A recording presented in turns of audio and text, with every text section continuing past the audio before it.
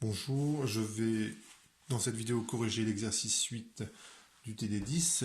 La correction, je l'ai déjà faite de cet exercice. La vidéo étant très peu résolue, je la recommence. Donc vous l'avez peut-être déjà. Euh, L'exercice 8 traite du cas d'une roue de vélo qui roule sans glisser. Et quand on prend une photo, il y a un effet de flou, sauf à certains endroits de la roue. Donc on va étudier ça dans cet exercice. Donc c'est assez facile de comprendre ce qui se passe. Euh, donc je me donne un repère et la roue initialement, donc ça c'est pour fixer les notations. La roue initialement, elle est ici.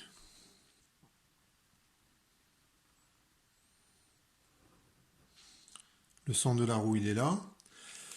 Et je repère un point M quelconque, enfin pas quelconque, justement. Au départ, à l'instant initial, on va dire qu'il est là. En fait, on peut vraiment repérer un point quelconque de la roue. Il suffit simplement de bien placer le repère pour que ce soit comme ça à un moment donné de la rotation de la roue. Et un petit peu plus loin, lorsque la roue tourne, on aura un truc de ce style-là. Donc le centre, il est avancé. Et le point M, cette fois-ci, il est un peu sur le côté. Et l'angle θ, il est là. Et dans la question 1, on vous demande les coordonnées du vecteur CM. Sachant que la distance de CM c'est petit r, c'est R sinus θ, suivant E de x, suivant EY, il n'y a rien, et c'est R cos θ, suivant E de z. Question 2, on vous demande les coordonnées du vecteur OC. Donc la roue se déplace à la vitesse V0 constante, donc je parle du centre de la roue. Donc suivant l'axe des x, je me suis déplacé de V0t, et suivant l'axe z, il faut que je me déplace de grand R. Donc ça donne ce vecteur-là. Donc V0t suivant E de x, 0 suivant E de y, et grand R suivant E de z. Question 3. Voilà le vecteur OM. Bon, là, vous voyez un petit peu la logique du truc. Hein. Donc, je somme les deux vecteurs. Ça fait V0t plus R sinus θ suivant E de x. C'est toujours 0 suivant E de y. Et R plus petit r cos θ suivant E de z.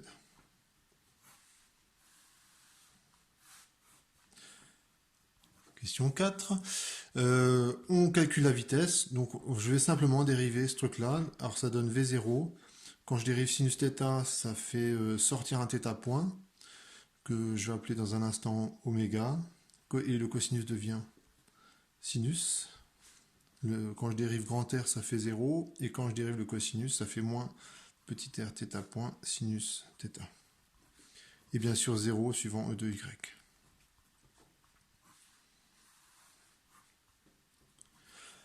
Alors, dans les questions 5, 6 et 7, on va considérer le cas particulier où le point M, il est sur le bord de la roue.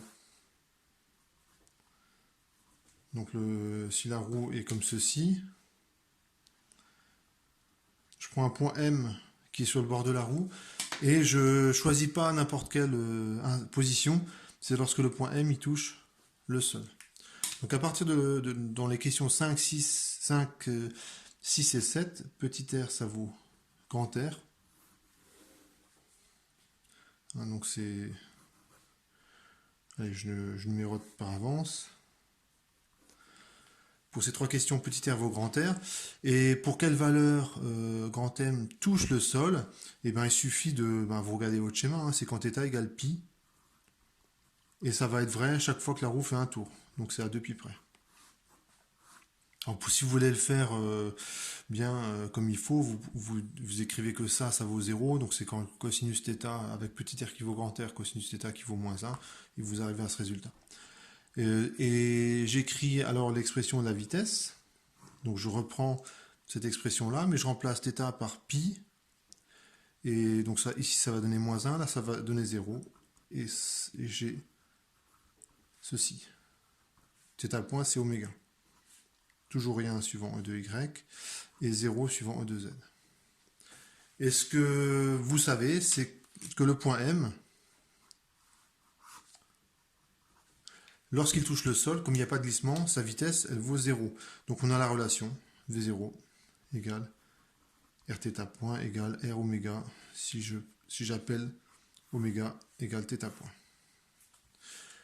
À partir de maintenant, voilà, cette relation que j'ai établie, en fait, elle est tout le temps vraie, hein, même si le point M, cette fois-ci je le prends plus sur le bord de la roue, hein, elle est toujours vérifiée cette relation.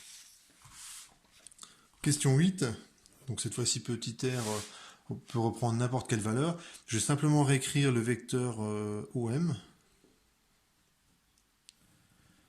Alors le vecteur OM, c'est l'expression, elle est là. C'est V0t.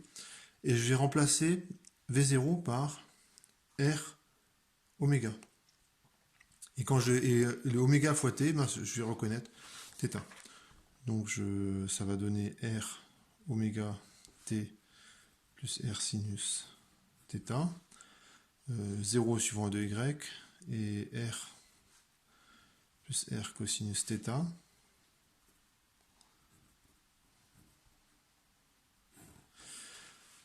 Et R oméga, enfin oméga t, pardon, c'est θ. Ce truc-là, c'est θ. Et donc, j'ai mon résultat.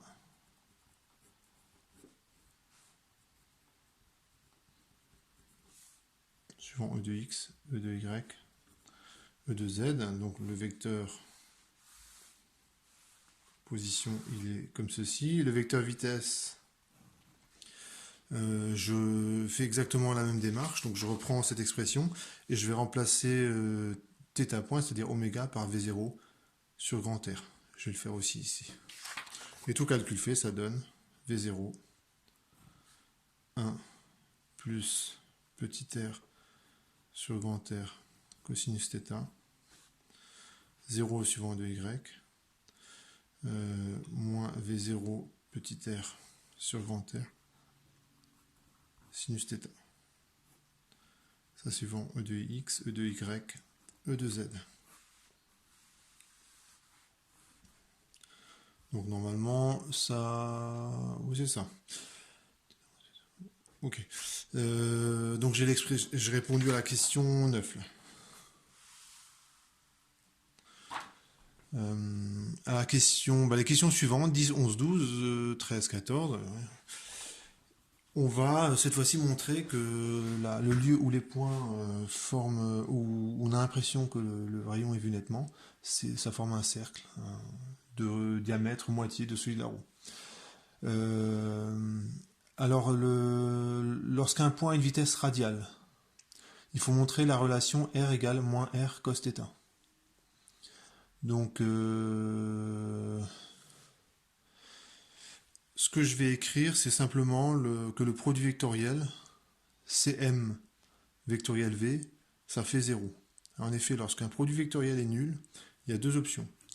Soit les deux vecteurs ils sont collinéaires, si les deux sont non nuls, soit il y a un des deux vecteurs qui est nul. Bon, il se trouve que ni la vitesse, ni Cm s'annule, à moins que vous preniez M exactement confondu au point C. Donc la condition que je vais écrire pour dire que la vitesse est radiale, c'est que Cm vectoriel V, ça fait le vecteur nul. Voilà, ça c'est ma condition. La roue, le point M, le point C, et la vitesse, ça fait 0 si la vitesse elle est... Bon, je le dessine, elle est certainement pas comme ça la vitesse, hein. Mais Cm vectoriel V, dans ce cas, ça vaut 0, parce que Cm et V sont collinéaires. Donc je l'écris. Le vecteur Cm, ça vaut R sinus θ, 0, R cosinus θ, suivant Ex, Ey, Ez. Vectoriel, le vecteur vitesse.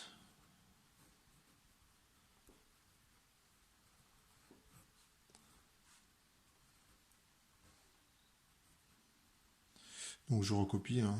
Voilà, donc ça prend un petit peu de temps. Je vais calculer ce produit vectoriel, hein, et dire que ça c'est le vecteur nul. Alors un produit vectoriel, je vais me rendre compte que la coordonnée suivant x, ça fait 0. Hein, pourquoi? Parce que la coordonnée suivant x, je vais faire ça, le produit de ça moins le produit de ça, donc ça fait 0. Pour la coordonnée suivant z, bah, c'est exactement la même chose. Il n'y a que la coordonnée suivant e de y qui va donner une contribution non nulle, donc c'est ça fois ça.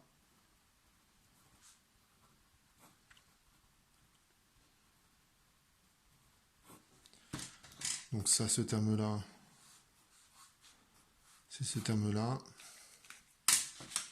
Ce terme-là, moi je mets pas de couleur.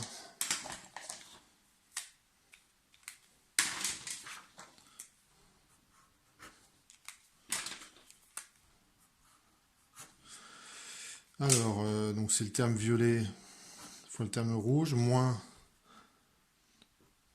le terme jaune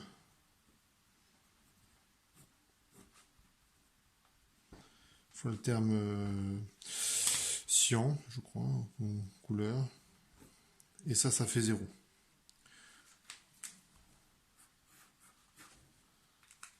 Voilà, c'est un produit vectoriel. Normalement, vous savez faire. Hein. Et ça, c'est suivant E de Y. Il faut que j'écrive qu'un vecteur ce soit égal à un vecteur. Donc, ce truc-là est nul. Et bon, ce que je remarque, c'est que le V0 va se simplifier. Il y a aussi un petit r qui se simplifie.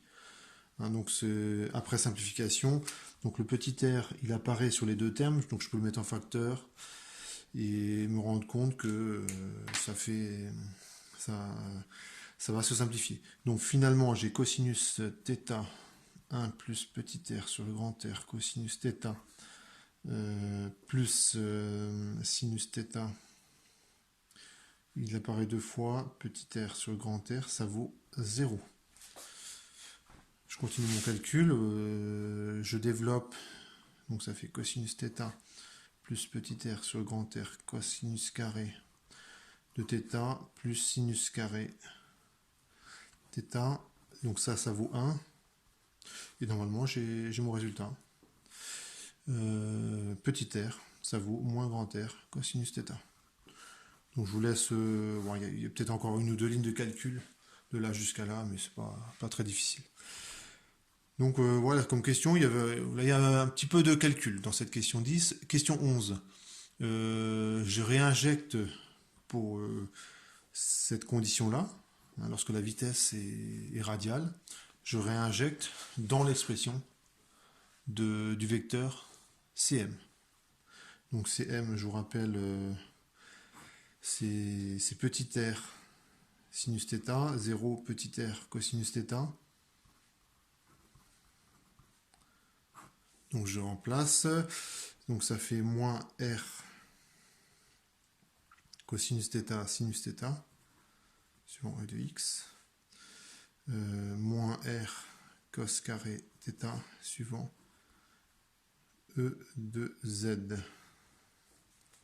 Et toujours 0 suivant e de y.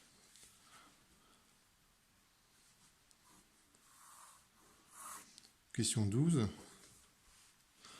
Et il faut que je mette le vecteur, ce vecteur que j'ai obtenu sous la forme qui est demandée. Ben, en fait, il faut bien connaître ces formules trigo. Ici, on reconnaît, sauf erreur,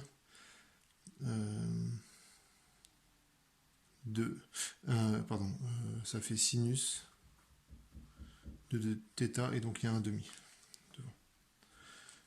Et là, le cos carré θ, c'est une autre formule trigo, c'est 1 demi de 1 plus cosinus de θ. Donc là, il faut bien connaître ces formules trigo, et la question ne pose aucun problème. Donc ça fait moins r sur 2 sinus de θ suivant e de x, 0 suivant e de y, moins r sur 2 cosinus de θ suivant e de z. Voilà pour la question 12. Donc en fait, je me rends compte que A et B sont identiques. J'ai presque fini l'exercice. Question 13, on montre qu'on a l'équation paramétrique d'un cercle. Donc je vais remettre l'expression de Cm. Cm, je me rends compte que c'est un vecteur de coordonnées 0, 0, moins r sur 2, ex, ey, ez, plus plutôt moins r sur 2 fois un vecteur qui tourne en fait. Si vous regardez ce vecteur-là, c'est un vecteur tournant, de norme 1. C'est sinus θ, 2θ suivant ce vecteur Cm. Si je devrais le représenter,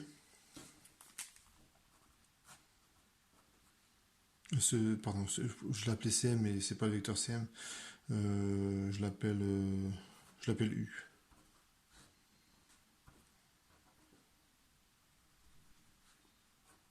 Eh bien, c'est un vecteur tournant de norme 1 qui tourne qui tourne de 2θ. Donc l'extrait du vecteur U, en fait, fait ça par rapport à son centre.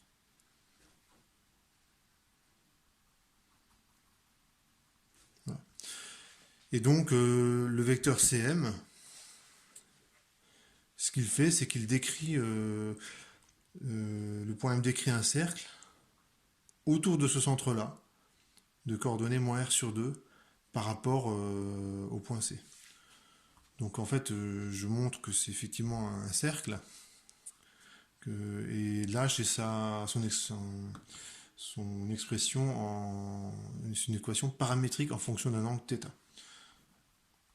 Je pourrais également montrer que le vecteur Cm, il vérifie si j'appelle x et y les coordonnées du vecteur x et z les coordonnées du vecteur Cm, je pourrais montrer que x carré plus z plus r sur 2 le tout au carré, ça vaut r sur 2 le tout au carré. Donc c'est bien l'équation d'un cercle. Voilà, donc ça répond à la question. Donc là, je redessine ma roue.